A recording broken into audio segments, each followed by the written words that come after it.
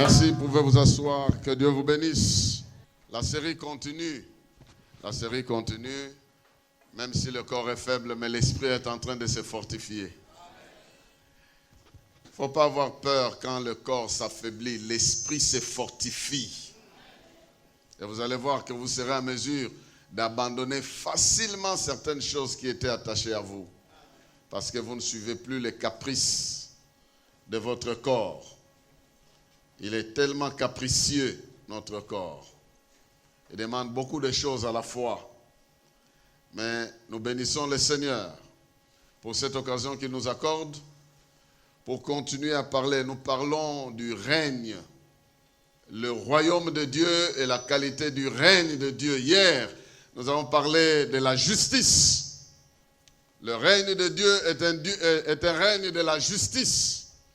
Nous avions un peu avancé dans les aspects de cette justice-là. Aujourd'hui, nous voulons aborder un autre aspect du règne de Dieu. Et nous disons que le règne de Dieu est un règne de gloire. Et je suis certain que cette gloire va tomber sur la vie de quelqu'un ce soir. Le règne de Dieu est un règne de gloire. Dieu est un Dieu de gloire. La gloire, c'est la manifestation de la présence de Dieu. Une présence qui s'impose sur tous les aspects de la vie, qui domine tous les aspects de la vie. Et son règne est un règne de gloire.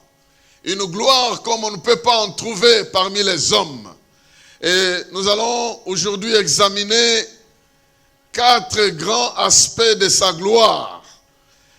Sa gloire qui se manifeste sous 4 grands aspects quand il règne dans sa gloire.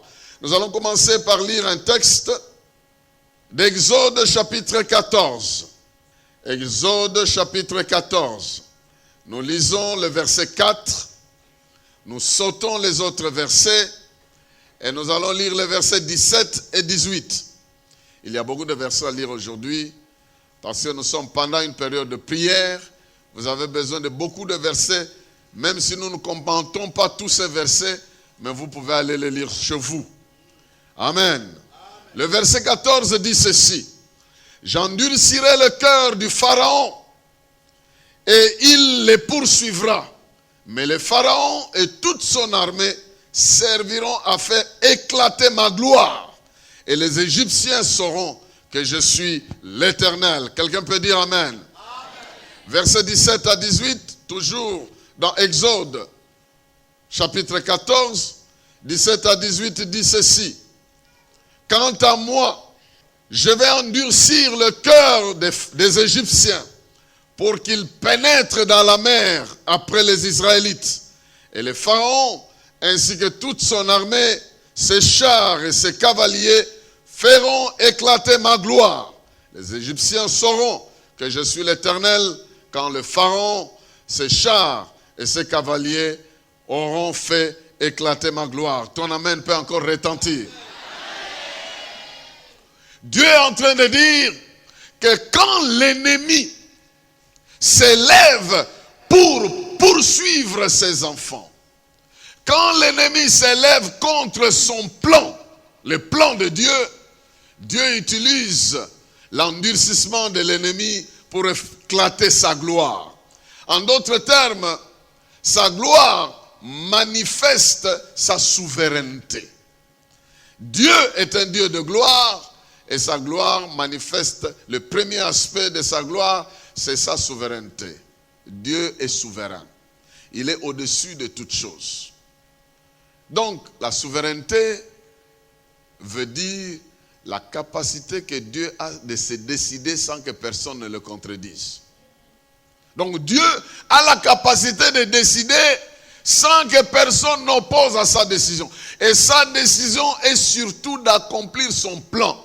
Là où Dieu veut accomplir son plan, il manifeste sa gloire de manière souveraine en s'opposant à quiconque s'oppose à lui. Bien-aimés dans le Seigneur, vous connaissez l'histoire. Dieu a décidé de sauver le peuple d'Israël de l'esclavage de l'Égypte et de l'amener à la terre promise. Sur son chemin, tout ce qui s'opposait était systématiquement détruit. Dieu manifestait, intervenait de manière glorieuse. Ici, comme nous avons lu, le Seigneur dit, je vais attirer les pharaons. Ils vont vous poursuivre. Et le peuple était acculé devant la mer et derrière l'armée de Pharaon était en train de venir. Dieu dit à Moïse, laisse l'armée de Pharaon venir. Ils ne savent pas comment je vais intervenir pour vous. Son attaque va provoquer mon intervention et de cette manière, je vais me glorifier. Bien-aimé dans le Seigneur, les attaques de l'ennemi dans ta vie sont des occasions pour Dieu de manifester sa gloire souveraine dans ta vie. Il ouvrira la mer devant laquelle tu te trouves. Il ouvrira les portes devant lesquelles tu te trouves. Souverainement, il va te protéger. Souverainement, il va intervenir. Même si les gens ne t'aiment pas. Même si le complot est trop dur. Même si les attaques se multiplient. Mais il y a un Dieu souverain qui a déjà décidé qu'il t'aime. Sans que personne puisse corrompre son amour. Il a déjà décidé qu'il te bénisse sans que quelqu'un aille corrompre cette bénédiction-là. Il a déjà décidé de te sauver, de te sortir de toutes sortes de preuves. Il a déjà décidé souverainement. Et parce qu'il a déjà décidé souverainement, personne ne peut s'opposer à cela. Et ceux qui s'opposent vont rencontrer son intervention. Amen. Donc, Dieu manifeste sa gloire. Dieu est glorieux dans son règne. Et sa gloire manifeste sa souveraineté. Bon, il y a ce qui a sali. Ce qui a décidé n'importe quoi que tu peux faire, rien ne peut changer. Et j'aime ce Dieu dans sa souveraineté. Asi alinga yo, ba yini ba changer en autant. Parce que c'est souverainement qu'il t'a aimé. Et il va manifester sa gloire dans ta vie, il va intervenir. Même s'il faut ouvrir la mer rouge, il va ouvrir. Même s'il faut inventer des choses, il va inventer ça parce qu'il est sur la voie de t'aimer et de manifester sa souveraineté dans ta vie ou sur toutes les nations. Ici, j'aimerais vous faire comprendre que quand Dieu intervient, même sur les nations, il les laisse décider. Il dit, j'endurcirai le cœur de Pharaon. Ceci veut dire, je vais laisser Pharaon croire que moi je vous ai abandonné. C'est ça l'expression. Donc, nzambe pe akotika ke banguna bakanisa ke yasila kotika yo. Abosana yo. Bakokanisa ke nzambe na ye abwakisi ye. Alors que Dieu permet cette circonstance pour baya ko attaquer yo à manifester nkembona. Je parle à quelqu'un ici. Il y a deux autres exemples dans ce cas. Vous pouvez aller lire chez vous. Jean chapitre 9, versets 1 à 3. Donc sa souveraineté est sur le royaume, mais sa souveraineté aussi peut se manifester dans les conditions de ta vie. Dans Jean chapitre 9, les disciples ont vu un monsieur qui était aveugle depuis la naissance. Certains commentateurs disent que même l'œil là, il n'en avait pas. C'était des trous à la place. Depuis la naissance, il est né presque sans les yeux. Il n'en avait pas. C'était comme des fantaisies, comme des trous à l'endroit. Alors, c'était tellement choquant. Parce qu'ils n'étaient pas des aveugles comme d'autres aveugles. C'était choquant à tel point que les gens se sont demandé, est-ce que c'est lui qui a péché ou ce n'est pas lui? Et Jésus dit non, cette situation attire mon intervention souveraine. Que ce soit lui, que ce soit les parents, ça ce n'est pas important. Mais souverainement, Dieu peut s'élever pour intervenir en ta faveur quand la situation est trop grave. Quand c'est très grave, Dieu peut s'élever souverainement. Que ce soit les ancêtres qui ont péché, que ce soit toi-même, que ce soit... Mais si les dégâts deviennent très graves, Dieu peut intervenir en ta faveur. Et même là où tout le monde est en train de te condamner, Dieu peut s'élever en ta faveur. Il peut souverainement intervenir. Et le Seigneur dit non, ce n'est ni à cause des péchés de ses parents, ni à cause de ses propres péchés, mais cette situation attire la souveraineté de Dieu. Et je veux me glorifier pour cela. Et la Bible dit, il a pris la boue, il lui a appliqué dans les yeux. On dirait qu'il a complété la création qui a commencé au jardin d'Éden, où Dieu a pris la terre, il a donné la forme. Mais ici, c'est seulement au niveau des yeux. Il a pris la boue, il a appliqué, il dit, va te laver à la piscine de Siloé, où on va prendre de l'eau. La piscine là, symbolisée pour les Juifs, l'eau de cette piscine symbolisait l'esprit. Ils allaient prendre cette eau-là pour déverser pendant leur fête au niveau du temple. Ils prenaient cette eau-là. Et il est allé se laver et il a vu clair. Bien-aimé dans le Seigneur, je ne sais pas qui t'a condamné. Je ne sais pas jusqu'à quel point même le monde peut te condamner. Mais Dieu peut souverainement intervenir en ta faveur. Même là où c'était désespérant. Au fait, on ne peut pas condamner Dieu quand il intervient souverainement dans la vie de quelqu'un. Personnellement, je vous ai donné un court témoignage ici. J'ai vu Dieu intervenir souverainement dans la vie de mon jeune frère. Ce jeune frère il a fait 2 fois des arrêts cardiaques. Il est en Amérique, il était même ici, il y a certaines personnes qui le connaissent. Et son cœur s'est arrêté, on l'a réanimé, il s'est encore arrêté. On l'a encore réanimé, il s'est encore arrêté. Alors qu'on voulait l'amener à la morgue, on voit qu'il respire, on dit, la 3e fois, il risque de, si ça s'arrête, on ne peut plus le réanimer. Qu'est-ce qu'il faut faire? Il faut carrément l'opérer et mettre un petit appareil là. Alors on lui demande, on doit le faire et dire, moi je n'ai pas de problème. On demande l'avis de la femme dit, non, moi je ne décide pas, je vais demander à son grand frère. C'est comme ça qu'on m'a appelé. J'étais même au volant quand je prenais la décision. Il dit, non, écoutez, laissez-moi lui parler. Non, il ne saura pas parler. J'ai dit, non, laisse-moi, je vais lui parler. Je lui ai parlé. Qu'est-ce qui se passe? Il m'a raconté. J'ai dit, non, laisse-moi 1 heure pour prier. Il dit, ici, les médecins ont besoin d'1 heure seulement. Après 1 heure, si je ne décide pas, ils vont me laisser. J'ai fait 1 heure. Je crois avoir contacté un frère, le docteur Serge. Je l'ai appelé. Il était en retraite familiale. Ah, ça, j'ai beaucoup aimé. Il était en retraite familiale. Et quelqu'un qui est en retraite familiale, même si c'est un médecin, tu lui poses la question, il va te répondre sur l'action de l'esprit, n'est-ce pas? Il me dit non, il faut accepter ça. Ce n'est pas un problème. Il y aura des limitations dans sa vie, mais ce n'est pas. Alors j'ai accepté. Bref, ce monsieur-là s'est fait opérer, mais quand il est arrivé chez lui à la maison, il est tombé sous le coup du choc parce que son cœur voulait s'arrêter et cette machine a réagi. Il est tombé. C'est une vibration. Il est tombé, il a perdu connaissance. Sa femme ne savait pas. Et lui raconte maintenant ce qu'il était en train de voir. Et c'est ça qui me pousse à vous raconter ceci. Il était en train de partir, il partait, mais lui, son habit était sale. Tout le monde était blanc, sauf lui. Son habit était très sale. Alors il avance, il dit à quelqu'un, mais moi, les habits ici, ce n'est pas conforme à tout le monde. Est-ce qu'on ne peut pas me changer? Il y a un endroit où on change des habits là-bas. Tu peux aller te changer. Il est allé, il a changé. Lui aussi a pris cet habit-là. Blanc comme tout le monde, il avance. Il arrive à la grande porte de la cité. Pour entrer là-bas, première condition, il faut retrouver sa clé, la clé qui a son nom.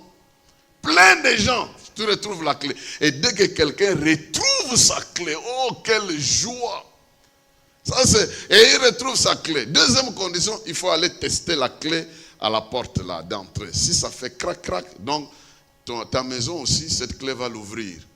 Alors, il a testé. Ça fait crac, crac. Maintenant, il voulait entrer. Le gardien lui dit, monsieur, tu n'es pas citoyen d'ici. Il dit, comment? Il dit, tu n'es pas citoyen d'ici. Tu ne peux pas entrer. Mais il y a une grâce particulière qui t'est accordée. Retourne. Et va mettre ta vie en règle. Il dit, il retourne. Il dit, mais moi, j'ai la clé avec mon nom. Il dit, ça, c'est ce que Dieu a prévu pour toi. Si tu respectes sur la terre, tu viendras vivre. Si tu ne respectes pas, la clé restera toujours là. Il dit, mais alors comment je vais faire? Il dit, à l'endroit où on t'a changé des habits, il y a une femme là qui a dominé sur ta vie. Tu vas le trouver là-bas, tu vas la récupérer. Il retourne à l'endroit où on a changé d'habit, il voit une femme qui dormait sur les habits de plusieurs personnes. L'habit ici symbolise la vie. Donc cette vie terrestre, elle dormait sur ces habits-là. Il lui vient dire, donne-moi, qui t'a commandé de prendre mon habit? Et tout ça, dit. Il a vu son habit, il a retiré. Il dit, dès qu'il a mis cet habit, pesanteur vers la terre, il descend en vitesse, il arrive dans la salle de culte. voit tout le monde en train de prier. Oh Dieu, notre Dieu, sauve ce monsieur-là, sauve ce frère-là, délivre-le de telles choses. Il entendait, il entendait les gens. Quand vous faites des confessions comme ça a un effet dans la vie des gens. Il entendait les gens qui priaient pour lui. Il leur parlait, il dit, mais moi je suis ici. Ils ne le voyaient pas. Après un moment donné, il ouvre ses yeux, il est sur son lit dans sa maison. Et sa femme ne savait pas qu'il avait perdu connaissance. À un moment donné, on l'a ramené à l'hôpital. Et bref, ça c'est ce qui s'est passé. Mais la suite, dites-moi, quelqu'un comme ça,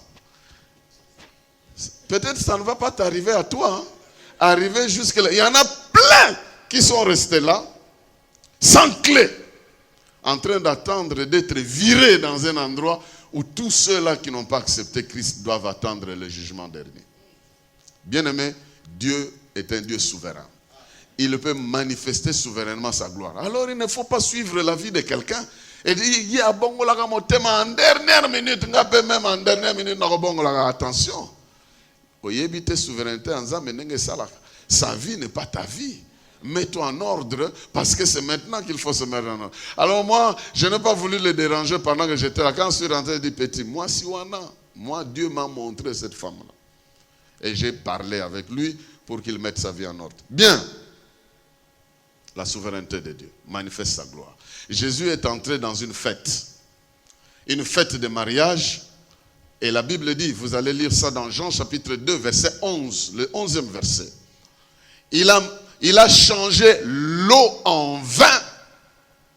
La Bible dit, le verset 11 de Jean chapitre 2, verset 11, il dit que c'était là le premier signe, le premier miracle, le premier signe que Jésus a manifesté pour montrer sa gloire, qu'il a la domination sur la nature.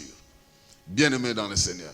Il peut changer l'eau en vin souverainement. Il a la domination sur la nature.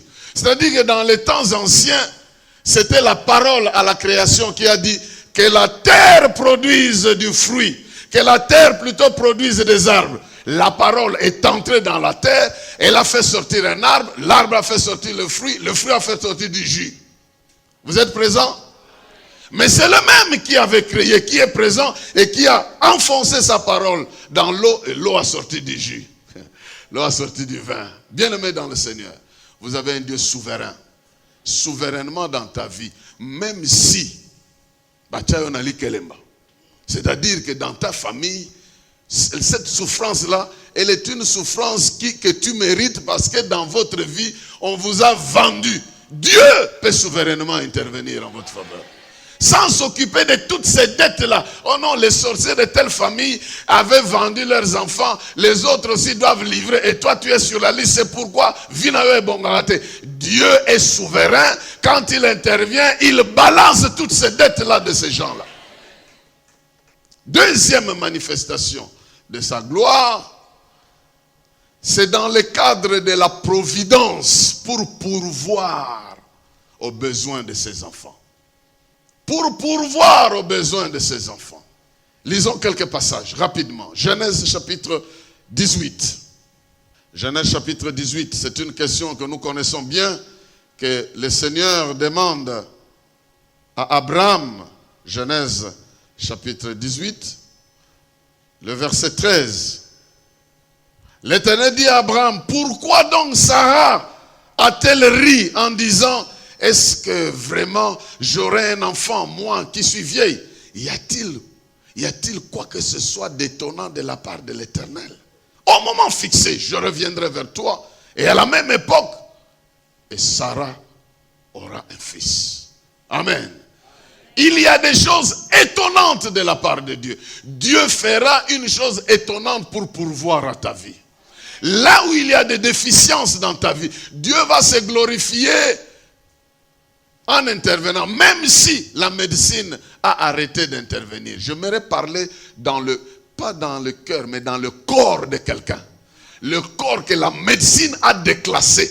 Je vais parler à ce corps-là qu'il y a des choses étonnantes de la part de Jéhovah, le Dieu tout-puissant. Il est capable de dire un mot et le corps qui ne produisait rien commence à produire. Il est capable de dire un mot et les affaires qui ne marchaient pas marchent. Il est capable de dire un mot et changer les conditions de ta vie alors que tu étais dans le désespoir. Dieu est un Dieu de gloire. Sa gloire, c'est pour pourvoir aux besoins de ses enfants. Si nous lisons dans Exode chapitre 4, Exode au chapitre 4, nous voyons ici cette petite discussion entre Dieu et Moïse qui nous fait comprendre. Exode chapitre 4, je lis simplement le verset 10 au verset 12. Il est dit ceci. Moïse dit à l'Éternel, « Ah Seigneur, je ne suis pas un homme doué pour parler. Et cela ne date ni d'hier, ni d'avant-hier, ni même du moment où tu as parlé à ton serviteur. En effet, j'ai la bouche et la langue embarrassées. » Donc vous voyez ce que dit Moïse.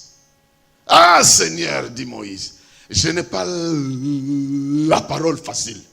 Cela ne date ni d'hier, ni d'avant-hier. La preuve, c'est que pendant que je te parle, mon langage n'a pas changé. Ça s'est passé comme ça. Vous comprenez? Et écoutez la réponse de l'Éternel au verset 11. L'Éternel lui répondit, « Qui a doté l'homme d'une bouche? Qui le rend muet ou sourd, voyant ou aveugle? N'est-ce pas moi l'Éternel? Donc je peux toucher la partie de ton corps qui ne marche pas et je fixe ça. Est-ce que vous êtes présents? C'est lui qui est le Dieu de toute chair. À cause du fait qu'il est un Dieu glorieux, il règne même sur ta langue, il règne sur ton corps, il peut régner, il peut manifester sa gloire dans une partie de ton corps qui ne marche pas. Il peut fixer ça. Il peut résoudre ça. Il peut intervenir. Qui a fait la langue? Si naturellement tu es né comme ça, surnaturellement je peux te fixer. C'est ce que Dieu est en train de dire. Bien-aimé dans le Seigneur, Dieu manifeste sa gloire pour intervenir en faveur de ses enfants. Il manifeste sa gloire pour pourvoir à ses besoins. Que ce soit pour accomplir ses promesses, comme il a dit à Abraham, que ce soit pour soutenir notre foi. Tout ça, il était en train de soutenir la foi de Moïse parce qu'il était en train de l'envoyer. Si vous lisez le chapitre 45 de Genèse, Genèse 45, 25 à 27, c'est important que nous lisions ces choses-ci. Genèse 45, 25 à 27, il est dit ceci. C'est un texte que vous connaissez aussi, que vous avez déjà lu plutôt aussi, déjà. Mais ici, il y a un élément important sur lequel j'aimerais insister. Les frères de Joseph, ces 11 frères, ou ces 10 frères qui étaient là, qui sont partis le rencontrer en Égypte. Et ils vont rentrer pour leur dire à leur père que ton fils Joseph, il vit. Mais leur message ne passe pas. Il y a une chose, un signe qui prouve qu'ils disent la vérité. C'est ce qui est dit ici, au verset 25. Il est dit, ils retournaient donc d'Égypte au pays de Canaan, auprès de Jacob leur père. Ils lui annoncèrent la nouvelle, Joseph vit encore, et c'est même lui qui gouverne toute l'Égypte. Mais il ne réagit pas parce qu'il ne le croyait pas. Le verset 27 dit ceci. Ils lui répétèrent tout ce que Joseph avait dit. Puis Jacob vit les chariots que Joseph avait envoyés pour les transporter. C'est alors qu'il fut comme s'il reprit vie. C'est-à-dire, la vie est rentrée en lui. Pourquoi? Il y avait un signe qui ne pouvait pas mentir. Ses enfants ne pouvaient pas amener les chariots qui venaient de la cour du roi ou de la cour de chez Pharaon. Donc, le message que ces enfants avaient l'habitude d'aller annoncer, premièrement, ils lui ont menti que Joseph est mort, ils ont amené l'habit, il a cru. Deuxièmement, il vient, non, il vit encore et tout ça. Il ne pouvait pas croire, mais il y avait un signe à côté. Ceci veut dire que Dieu a décidé d'accompagner notre message avec un signe. Et même si on ne me croit pas parce qu'on connaît mon passé, mais Dieu va me doter des signes de sa gloire afin que les gens croient à mon message. Ça, c'est important que vous puissiez comprendre que Dieu va vous faire accompagner des signes. Et si vous voulez bien comprendre, c'est de ça que Jésus voulait parler. Quand il promettait aux gens, vous pouvez lire ça dans Luc chapitre 11, versets 29 à 32. Il dit, cette génération méchante est en train de demander un signe. Je ne leur donnerai aucun autre signe, sinon les signes de Jonas. Les signes de Jonas. C'est comme Jonas a passé 3 jours dans l'eau, dans le ventre du poisson, et qu'il est sorti pour annoncer la bonne nouvelle à Ninive. Vous savez, les gens de Ninive n'ont pas d'abord cru parce que Jonas a annoncé la nouvelle. Les gens de Ninive ont cru parce qu'ils ont appris que Jonas a fait 3 jours dans le ventre d'un poisson. Donc, ce qui a donné le succès au message de Jonas, ce n'est pas le message qu'il donnait. Quel est le message qu'il a donné? Il disait simplement, dans 40 jours, Ninive sera détruite. Ce message-là, ça ne pouvait pas avoir un grand impact. Mais les gens qui se renseignaient sur lui, apprenaient que ce monsieur a fait 3 jours dans le ventre d'un poisson. Bon, quelqu'un qui fait 3 jours dans le ventre d'un poisson, il vient te dire que prépare ta vie, sinon Dieu va te reprendre dans 40 jours. Et lui venait de faire 3 jours dans un poisson. Tu ne vas pas croire à ça? Vite, vite. Et c'est ça que Jésus était en train de dire. Lui aussi, comme il a fait 3 jours dans le ventre de la terre et qu'il est ressuscité, la puissance qu'il a ressuscité accompagnera le témoignage de tous ceux qui parleront en son nom. C'est important de comprendre ça. C'est comme ça, j'aime l'histoire de ce qui s'est passé dans la vie des apôtres. Dans Actes des apôtres chapitre 4. J'aimerais que vous puissiez tourner et lire avec moi ce texte-là pour voir comment la gloire de Dieu se manifeste pour nous soutenir dans notre vie, soutenir dans nos besoins. Actes des apôtres, chapitre 4. Au chapitre 4, à partir du verset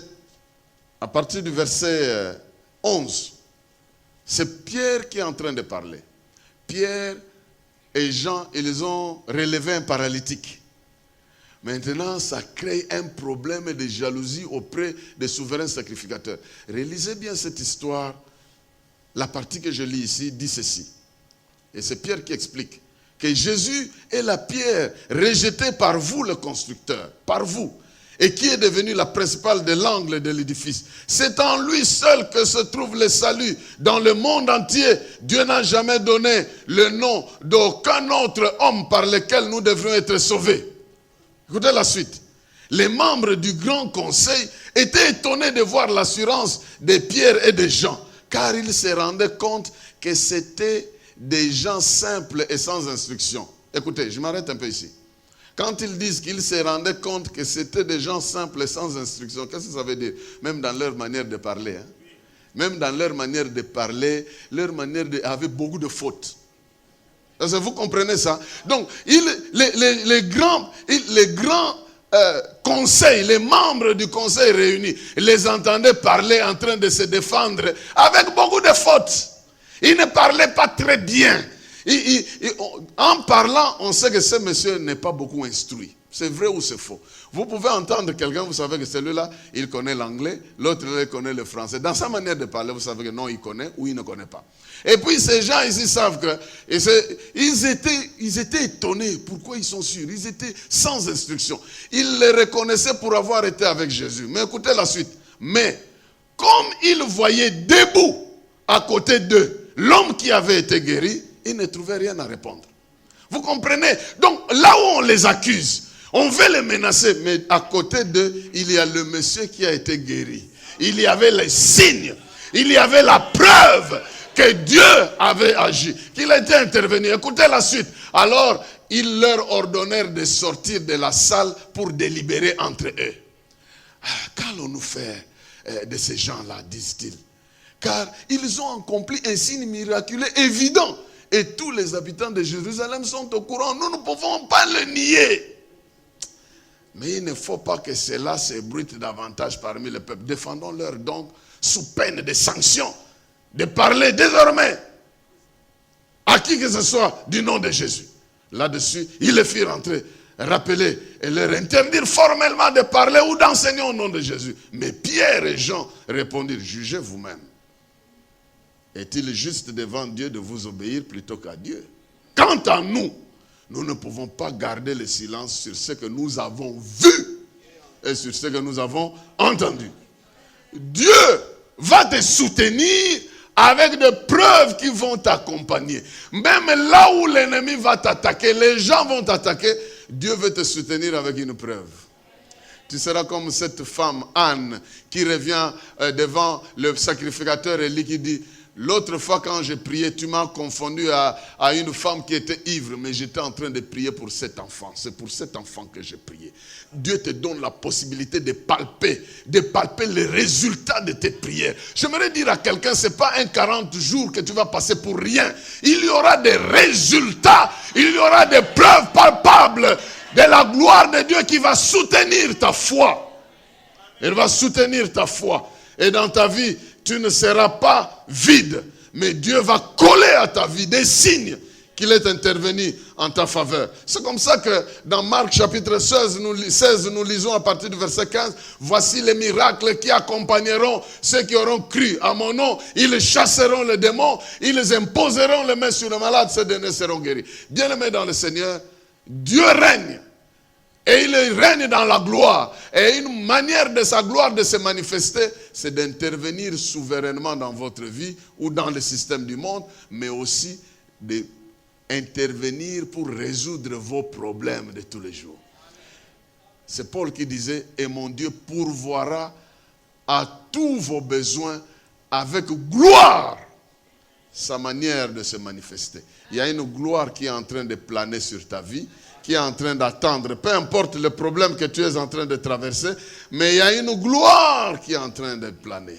Dieu veut intervenir dans ta vie afin que les gens qui ne le connaissent pas le connaissent au travers de tes problèmes. Alors, tu peux énumérer tous tes problèmes, mais sache que chacun de ces problèmes-là, si tu ne sauras pas le résoudre, la gloire de Dieu va intervenir pour éclater le problème. Troisième catégorie de signes, c'est le signe que Dieu manifeste, qui se manifeste dans la communion de Dieu avec ses enfants. Sa présence glorieuse est déterminée pour communier avec nous. Dieu veut vivre avec nous. Il veut marcher avec nous. Il aime l'homme. Il aime la communion avec l'homme. Et ici, en faisant une petite analyse, nous lisons une série de passages de la Bible qui nous montrent que dans les temps, cette gloire de Dieu, cette communion se faisait du dehors, mais ça s'est passé du dehors jusqu'à l'intérieur de notre vie. Examinons un peu la parole de Dieu. Comment Dieu a commencé à communier et aujourd'hui comment il communie avec nous. Et nous lisons le premier texte dans Exode. Exode chapitre 24. Exode chapitre 24, à partir du verset 15, il est dit ceci. Exode 24, verset 15 dit ceci. Moïse monta sur la montagne et la nuée la couvrit. La gloire de Dieu demeura sur le mont Sinaï et la nuée le couvrit pendant 6 jours. Le 7e jour, l'Éternel appela Moïse du milieu de la nuée. La gloire de l'Éternel apparaissait aux Israélites comme un feu au sommet de la montagne. Moïse pénétra dans la nuée et monta plus haut sur la montagne. Il y demeura 40 jours et 40 nuits. Tu veux dire amen? Amen. Ce n'est pas Moïse qui a invité Dieu. Dieu lui-même est venu. Il s'est manifesté en se positionnant sa gloire sur la montagne. La Bible dit qu'il y avait le feu, il y avait des éclairs, la fumée. Moïse est monté et il est entré là. Imagine-toi, tu vis dans une enveloppe comme ça. de la gloire qui t'environne. Il a passé les meilleurs 40 jours, les premiers meilleurs 40 jours de sa vie dans une nuée de gloire. Et là, il parlait avec Dieu et Dieu parlait avec lui. Vous pouvez envier ça. Vous pouvez dire, ah, moi, en tout cas, s'il était à Manguengenge là-bas, je monterais, je restais là. Imaginez-vous si ça s'est passé comme ça, qu'il est sur le sommet de cette montagne-là. Qui resterait chez lui à la maison? Même ceux qui ne croient pas en lui marcheraient et entreraient là-bas. Mais les choses ne s'arrêtent pas là. Les choses ne s'arrêtent pas là.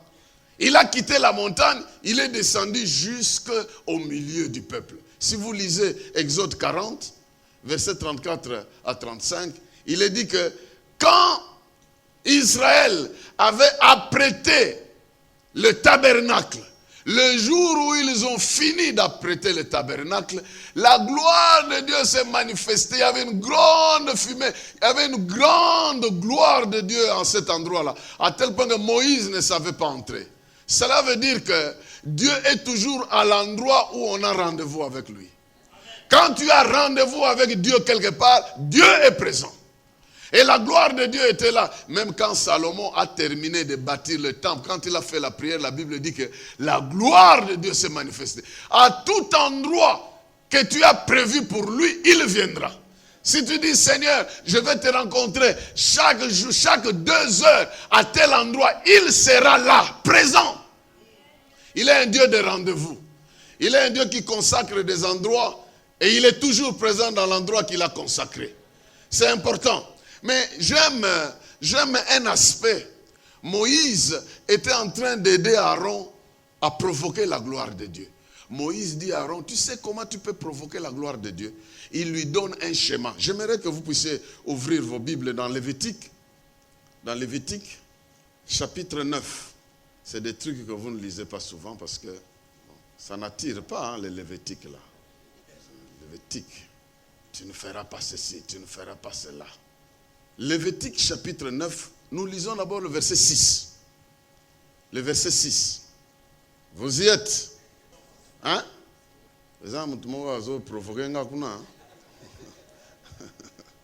Le verset 6 dit ceci. J'ai la version Bible du Semeur. Moïse dit, voici ce que l'Éternel vous ordonne. Faites-le, et qu'est-ce qui va arriver? Et la gloire de l'Éternel vous apparaîtra. Il y a des trucs que tu peux faire pour que la gloire de Dieu t'apparaisse. J'aimerais dire à quelqu'un ici, Dieu ne garde pas sa gloire seulement dans le ciel. Il y a des trucs que tu peux faire dans ta vie pour que la gloire de Dieu apparaisse. Il dit, voici ce que l'Éternel vous ordonne. Faites-le et la gloire de l'Éternel vous apparaîtra. Nous sautons les autres. Si vous voulez aller lire chez vous, vous lisez ce verset-là. Les versets qui suivent. Mais nous allons au verset 22. Nous allons au verset 22. Jusqu'à la fin, verset 24. 22 dit ceci. Puis Aaron leva ses mains vers le peuple et le bénit. Il redescendit de l'autel après avoir offert le sacrifice pour le péché, l'holocauste et le sacrifice de communion. En fait, Dieu lui avait demandé de monter un autel et d'offrir des sacrifices. Alors, verset 22, 23, Moïse et Aaron entrèrent dans la tente de la rencontre et en ressortant, ils bénirent le peuple. Alors, la gloire de l'Éternel apparut à tout le peuple. Une flamme jaillit devant l'Éternel et consuma l'holocauste et les graisses sur l'autel. À cette vue, tout le peuple poussa des cris de joie et se jeta face contre terre. Ce truc-là n'est rien d'autre que l'adoration. N'est rien d'autre que l'adoration. L'offrande d'une vraie adoration attire toujours la gloire de Dieu. Bien-aimé dans le Seigneur, Moïse a dit à Aaron, si peut-être tu vois seulement moi, je suis allé rencontrer la gloire de Dieu là, non, tu peux l'attirer. Monte sur l'autel, offre des sacrifices, respecte tous les sacrifices. Quand tu auras fini, c'est fini. Tu as réuni les conditions. Bénis le peuple, tu vas voir. Moïse, Aaron a béni le peuple. Quand il est entré, le temps de ressortir et de parler au peuple, le peuple entier a vu cette gloire de Dieu. Bien-aimés, ceci peut vous paraître lointain. Mais nous sommes dans une nouvelle alliance où nous n'avons pas besoin de nous promener avec des boucs et des moutons pour aller offrir. Mais la gloire de Dieu, elle est déjà descendue. elle est déjà arrivée sur la terre, elle est déjà entrée maintenant dans le corps humain. À partir de Jésus-Christ, la gloire de Dieu est entrée dans un corps humain et peut se retrouver dans n'importe quel corps humain qui se connecte avec ce Jésus-là. Jean chapitre 1. Jean chapitre 1. C'est important d'écouter toutes ces choses ici. Parce qu'à un moment donné, quand nous allons louer et adorer pendant tout ce temps, vous êtes conscient que la gloire de Dieu arrivera, se manifestera. Il aime gérer la louange et l'adoration de son peuple. Celui qui est la parole, verset 14, est devenu homme. Il a vécu parmi nous. Nous avons contemplé sa gloire, la gloire du Fils unique, envoyé par son Père. En lui, la plénitude de grâce et de vérité. Jean, son témoin, a proclamé publiquement, voici donc celui dont je vous ai parlé.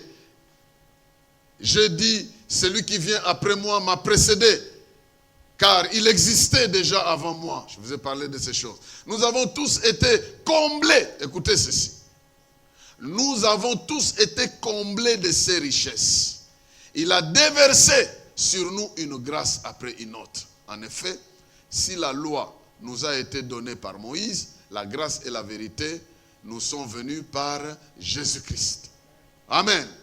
Nous avons reçu de lui, dans d'autres versions on dit, nous avons reçu de lui plénitude, la plénitude. Bien-aimé, quand tu as Christ en toi, la gloire de Dieu est en toi. Elle s'est cachée. Maintenant, elle attend des problèmes. Dès que le problème arrive, la gloire de Dieu qui est en toi va s'éclater devant ces problèmes-là. Un problème après un autre. Un combat après un autre. Parce que celui qui est en toi, il est plus grand que celui qui est dans le monde. Celui qui est en toi est plus glorieux que celui qui est dans le monde. Et du fait que son esprit est en toi, il est installé en toi, il va réagir devant tous les problèmes que tu traverses. N'est-ce pas qu'il est écrit ceci? Cette gloire-là, qui était en Jésus, a été transférée dans nos vies. Et j'aimerais que tu ouvres encore un dernier texte pour clôturer cette partie. De 2 Corinthiens chapitre 3. 2 Corinthiens chapitre 3, versets 7 à 11 et 17 à 18. 2 Corinthiens chapitre 3, versets 7 à 11. Si je me suis engagé personnellement à servir Dieu, c'est à cause de ce genre de passage de la Bible. Parce que je connais que ce Dieu est un Dieu glorieux, mais il ne garde pas sa gloire dans le ciel seulement. Il y a un passage qui dit, je ne donnerai pas ma gloire à quelqu'un d'autre. Mais tu dois savoir que toi, tu n'es pas quelqu'un d'autre. C'est ça que tu dois savoir. Tu n'es pas un étranger. Tu fais partie de sa maison. Tu es son enfant. Tu ne peux pas te mettre et dire, il va partager sa gloire avec toi. Parce que ceux qu'il a connus d'avance, il les a appelés. Ceux qu'il a appelés, il a justifié. Ceux qu'il a justifiés, il les a glorifiés. Écoutez, la comparaison que Paul est en train de faire ici, la comparaison de... Moïse a vu la gloire sur la montagne. Il est entré dans cette gloire et son visage a commencé à briller. Chaque fois qu'il est entré dans le tabernacle, son visage brillait. Mais écoutez ce que Paul dit ici. Le ministère de Moïse, au service de la loi, dont les lettres ont été gravées sur des pierres, a conduit à la mort. Cependant, ce ministère a été glorieux au point que les Israélites n'ont pas pu regarder Moïse en face à cause de la gloire, pourtant passagère, dont rayonnait son visage. Mais alors, le ministère au service de l'Esprit ne serait-il pas plus glorieux encore? En effet, si le ministère qui a entraîné la condamnation des hommes a été glorieux, combien plus celui qui conduit les hommes à être déclarés justes devant Dieu? On peut même dire que cette gloire du passé perd tout son éclat quand on la compare à la gloire présente qui est bien sûr supérieure. Bien-aimé. Le verset 17, je saute les autres versets, j'arrive simplement au verset 17. Le Seigneur dont parle le texte, c'est l'Esprit. Et là où est l'Esprit du Seigneur, là où est la liberté. Et nous tous, qui les visages découverts, nous contemplons comme dans un miroir la gloire du Seigneur, nous sommes transformés en son image, dans une gloire dont l'éclat ne cesse de grandir. C'est l'œuvre du Seigneur, le Saint-Esprit. Bien-aimé, cette gloire est en toi. Elle est censée grandir. Au fur et à mesure que tu communies avec Dieu, tu passes du temps de prière, cette gloire davantage, elle augmente jusqu'à ce qu'elle va éclater et tu vas sortir du lot de ta société, de ta génération. Bien-aimé dans le Seigneur, il est important de comprendre que depuis que l'Esprit de Dieu est en toi, il veut construire la capacité de ta vie de glorifier Dieu davantage. Ils te feront la guerre, ils ne te vaincront pas. La faim ne te tuera pas. Les ennemis ne t'écraseront pas parce qu'il y a une plus grande gloire qui agit en toi et qui se prépare. Et il veut que tu passes du temps dans l'adoration, dans la prière, que tu sois constamment connecté à lui, de sorte que Moïse, qu'il a vu sur la montagne, mais toi tu n'as pas besoin d'aller sur le mont Sinaï. Il n'est même plus là sur le mont Sinaï, la nuée n'est plus là. Mais la nuée est en toi qui a reçu Christ. Elle est dans ta vie. Il suffit de passer du temps pour l'adorer que tu verras ces choses se manifester dans ta vie. La dernière chose que j'aimerais dire, que la gloire de Dieu se manifeste par la révélation qu'il donne à ses enfants. Dieu se révèle. Il peut te révéler des grandes choses, des choses que les gens ne connaissent pas. Pourquoi? Parce qu'il veut te connecter dans le monde spirituel. Il te connecte avec le monde spirituel. Il y a des textes que vous pouvez aller lire. Et Ézéchiel chapitre 1, tout le chapitre 1 jusqu'au verset 28 parle du trône de Dieu. Ces versets-là peuvent vous donner des maux de tête quand vous les lisez. Parce que comment vous allez décrire la gloire de Dieu? Des êtres avec 4 faces. Au-dessus d'eux, il y a un ciel. Et au-dessus de ce ciel-là, un trône. Dans ce trône-là, des lumières comme des arcs-en-ciel. Oh, votre Dieu est grand. Et il ouvre les yeux d'Ézéchiel pour voir le trône de Dieu, la gloire de ce trône, alors qu'il était exilé. Regardez ceci. Ézéchiel, on l'a pris comme un exilé, il est allé en Babylone. Il était sur la terre d'exil, mais au ciel, le trône de Dieu était là. On peut t'amener n'importe où. On peut te placer n'importe où, mais au ciel, au-dessus de toi, il y a un trône d'un Dieu tout-puissant, capable de manifester sa puissance dans ta vie. Ésaïe avait vu ça. Quand vous lisez Ésaïe 6, à l'année où un roi important est mort, ce roi-là était influent, alors que les gens pleuraient le roi, Ésaïe voit un autre trône qui est capable de donner un autre roi, un roi des rois. Quand tu passes du temps de deuil ici, au ciel, Dieu est en train de préparer de nouvelles conditions pour ta vie. C'est important. Et Dieu peut te connecter à cette gloire. Quand tu passes réellement le temps, il peut t'ouvrir les yeux pour te connecter à la dimension de la gloire spirituelle. Il peut te révéler des mystères. Et il n'a pas jamais cessé. Moi, je ne suis jamais intimidé quand quelqu'un me dit « J'ai reçu un message de la part de Dieu pour toi. » Ça ne m'intimide jamais. Parce que ce même Dieu-là, moi je le connais. Là où tu es allé, moi aussi je peux aller. Ne vous laissez jamais intimider par qui que ce soit qui vous dit « J'ai reçu un message. » Écoutez ce message-là, vous avez le droit de le discerner. De l'accepter ou de ne pas l'accepter après discernement. C'est important. Important. Le trône de Dieu est ouvert pour tous. Il y a, lisez 2 Corinthiens chapitre 12.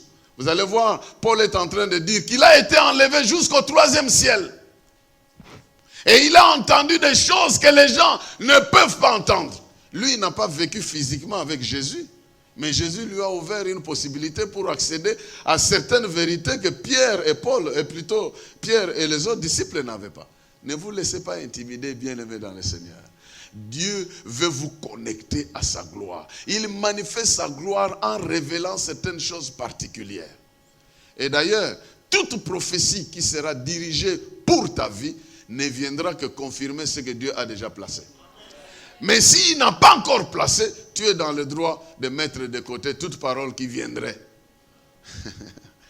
Ça, c'est pour ne pas vous laisser intimider et donner des offrandes de prophètes à quelqu'un qui est en réalité en train de vous escroquer. Allez demander à Jean, Apocalypse chapitre 4. Il a vu un trône et des êtres en train de chanter Saint, Saint. Et vous voyez quand vous... Non. C'est pourquoi quand je lis ce passage ici, aucun film d'horreur ne peut m'apporter l'horreur. Vous avez vu des gens avec des yeux partout, en train de louer Dieu et de dire Saint, Saint. Il a d'abord 4 têtes, et puis il a des yeux partout, il a 2 paires d'ailes. Et puis, ils vous décrivent l'ambiance du ciel. Bien-aimés dans le Seigneur. Heureusement, Jésus a dit, heureux ceux qui ont cru sans avoir vu. Parce que nous croyons à quelque chose de réel, quelque chose de vrai. Et Dieu règne dans sa gloire. Il nous a déjà montré, même si moi je n'ai pas vu, mais celui qui a vu, qui a raconté, qui a mis dans la Bible, me donne l'assurance que ce trône existe quelque part. Il est un trône de gloire. Si j'envoie ma prière, elle va arriver, elle va me revenir avec la réponse. Et si je communie avec lui, je recevrai de lui la présence glorieuse dans mon esprit qui va se manifester dans mon corps. Alors que l'église de l'époque avait des problèmes, elle était persécutée, mais au ciel, Jean voit le maître de toute cette église-là avec des chandeliers en train de dire « J'ai la clé de la mort et de la vie ». Bien-aimés dans le Seigneur, il est important de comprendre que nous avons un Dieu glorieux qui règne au-dessus de toutes choses. Son règne est un règne de gloire. Mais pour provoquer cette gloire, il faut passer du temps à l'adorer. Demandez ceux qui ont reçu quelques cadeaux des rois, ce sont ceux qui les ont honorés, peut-être avec des danses et des cantiques. Hérode a obtenu, une fille a obtenu la tête de Jean-Baptiste, rien qu'après avoir dansé. Vous pouvez vous imaginer, si une personne obtient la tête d'un envoyé de Dieu à partir d'une danse, parce que cette personne se retrouve dans le royaume de la terre, à combien plus forte raison, ta danse et ta louange ne va provoquer la gloire de Dieu dans ta propre vie. Inclinons-nous dans la prière. Le Dieu du ciel, il est un Dieu glorieux. Il a manifesté sa gloire dans les temps passés à partir du dehors. Maintenant, il veut la manifester à partir de ta vie, de l'intérieur. En te délivrant de toute forme d'esclavage, de toute sorte de malédiction. La gloire qui a agi en toi, elle est comme celle qui s'est manifestée sur la montagne, mais maintenant, au lieu d'être sur la montagne, elle est en toi. Comment le péché peut résister? Comment les démons peuvent résister? Comment la malédiction peut résister? Commence à adorer ce Jésus-là. Commence à lui dire que tu l'aimes. Commence à lui dire qu'il est le roi de ta vie, il est le roi de toutes choses, il est le roi de ton corps. Tu peux provoquer sa gloire dans ta vie, partout où tu es, en glorifiant son nom, en élevant son nom, en parlant de son nom, en témoignant son nom, en chantant son nom, en priant son nom, en déclarant son nom, en élevant son nom, en reconnaissant que son nom est au-dessus de tous les noms. Les cieux sont remplis de sa gloire. La terre entière gémit sous sa gloire.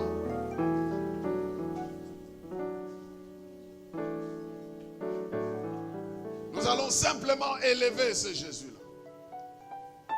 Oublie tes problèmes. Commence à les louer. Dis-lui que tu l'aimes.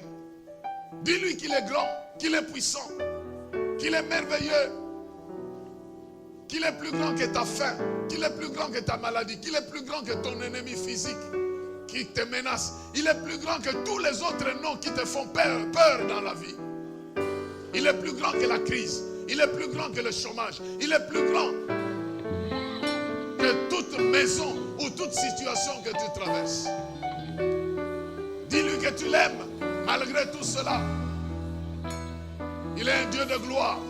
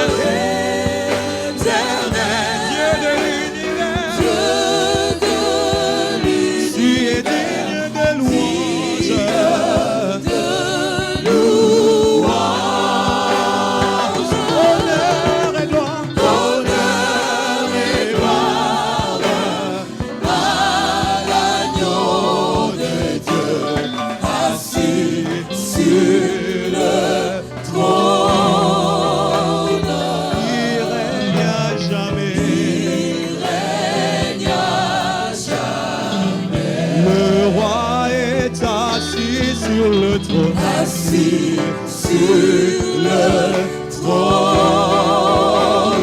Et tu règnes à jamais. Tu règnes à jamais. Jésus est assis sur le trône. Assis sur le trône.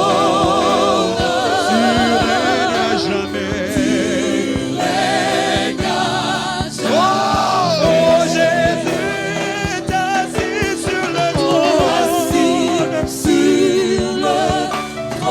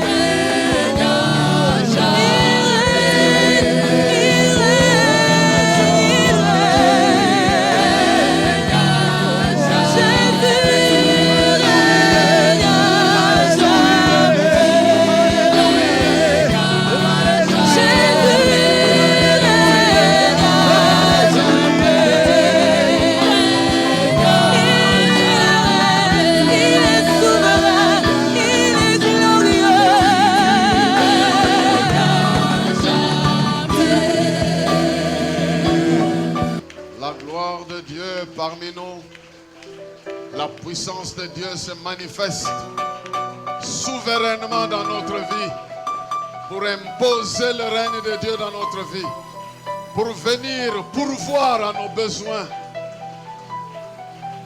pour communier avec nous, pour nous ouvrir les yeux, pour que nous ayons accès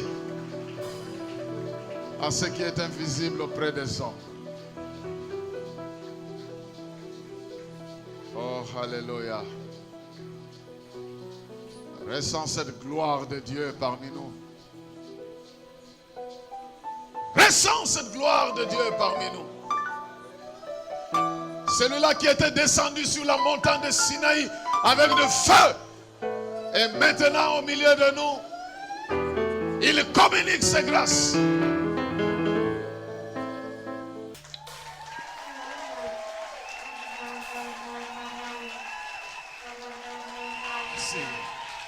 Alléluia.